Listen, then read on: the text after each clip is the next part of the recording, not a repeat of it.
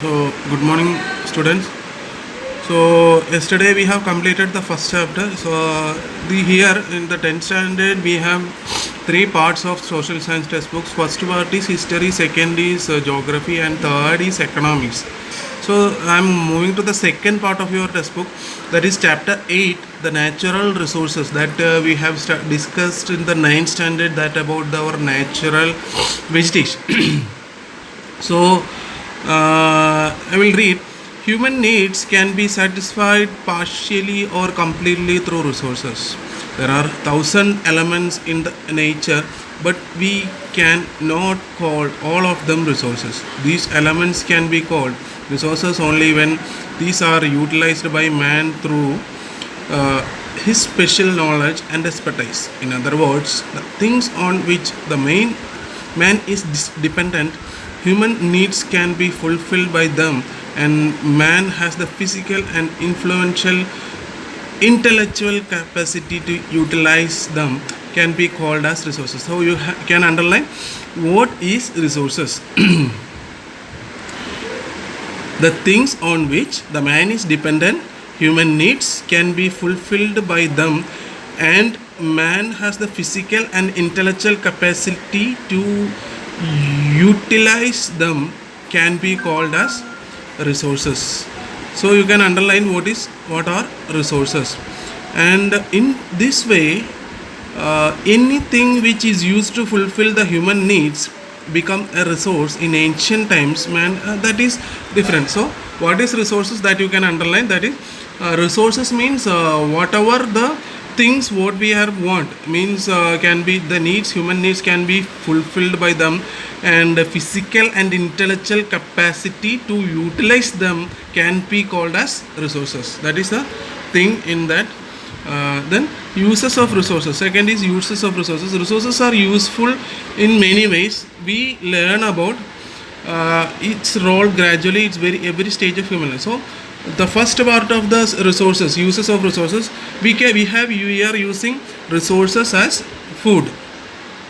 Okay, resources as food. So various food requirements of man are compiled by various resources: fruits grown naturally, various crops obtained through agriculture, milk and its products, and meat obtained through domestic animals, fish and other aquatic animals from reservoirs, honey prepared by honeybees, etc. are used as food items. So where we are getting the food items?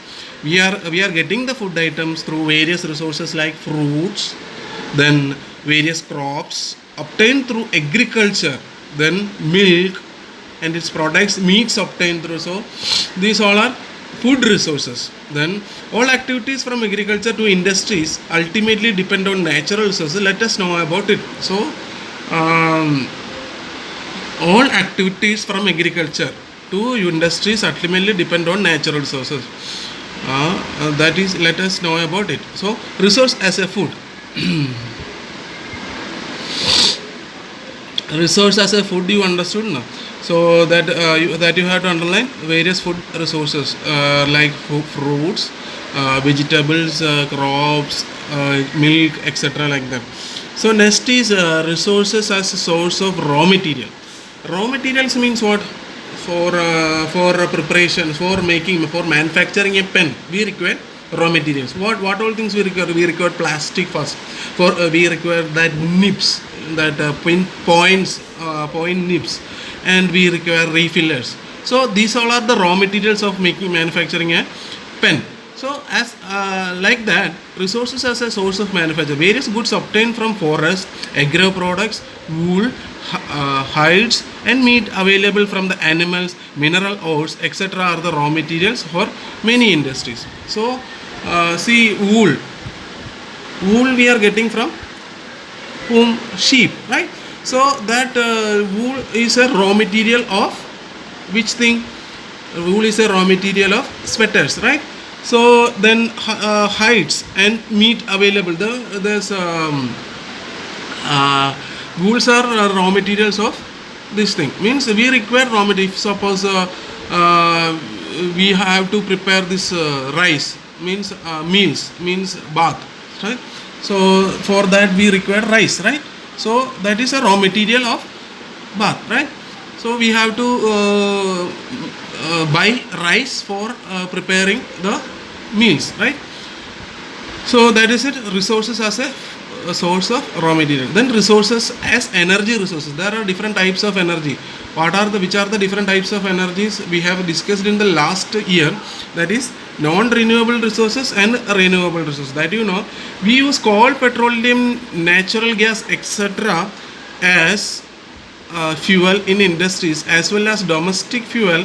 Besides, energy can be generated through solar insolation, wide sea waves, tides, and ebbs are and waterfalls. So resources are different types, that is renewable and non-renewable. Renewable means we can renew, non-renewable means not renewable. So understood. Uses of resources. Uses of resources is very important. That three: resources as a source of raw material, resources as a food, resources as energy resources. These all are the three uses of resources. Then moving to the types of resources.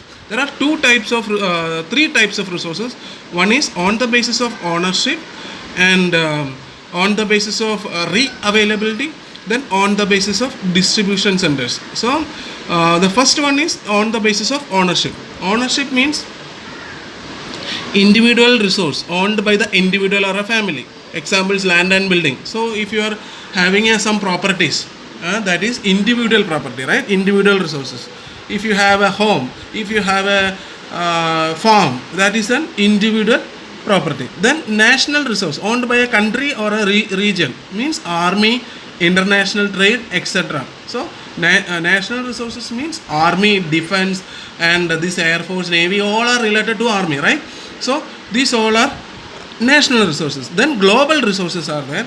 All physical and non-physical resources which are used for human resources, human welfare, is known as global resources. So what is the meaning of that? Individual resources means our resources. Second is national resources. Third is global resources. So first one is individual resources, that is our own resources like land, property, building, etc. And second is national resources, like example is army, international trade. Then third one is global resources, that is all physical and non-physical resources which are used for human resources. Means business means global resources, resources of common ownership of all of the national world. Then coming to the according to distribution, there are three types. One is on the basis of ownership, we have seen, and the second is on the basis of distribution, right? On the basis of distribution. On the basis of distribution, the first one is universal resources. Universal resources, useful gases in the atmosphere. The details are useful gases in the atmosphere, means universal resources. These all are universal resources. We can get oxygen, nitrogen. So these all are universal resources. Then generally available resources means easily available resources, that is land, soil, water, pastured land. Clear? Then rare resources means it is rarely available in our area, that is minerals like coal, petroleum, copper, gold, uranium, etc. These all are rarely available resources. Then fourth one is solitary resources, means mineral available only at one or two places in the world, is known as solitary available resources. So which are the two resources we have discussed? That is first one is on the basis of individual ownership, on the basis of distribution. So on the basis of re-availability means we can reuse it again, right? The third one is on the basis of re-availability, that is reuse it again. So we can reuse that particular resources, that like solar energy, wind energy, etc. We can reuse it again. That is known as re-availability, on resources on the basis of re-availability. Then so that is written in the non-renewable and renewable resources on the basis of re-availability, that is renewable and non-renewable resources. Clear? These all are the distribution of resources. So first we have discussed uses of resources, resources as food, resources as raw materials, resources as energy resources. So these all are the three uses of resources. And then we have discussed about the resources. What do you mean by resource? So these three are very important uses of resources. And then coming to the types of resources on the basis of ownership, on the basis of national resources, on the basis of distribution, on the basis of re-availability. On the basis of ownership, there are three types, that is individual, national and global, right?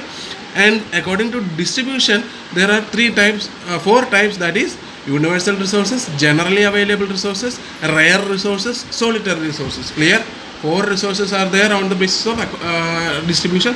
And coming to the re-availability, there are two types, that is renewable and non-renewable. Clear? So that is all for the day. You read the textbook and start writing the notebooks, and have a good day. Okay, thank you.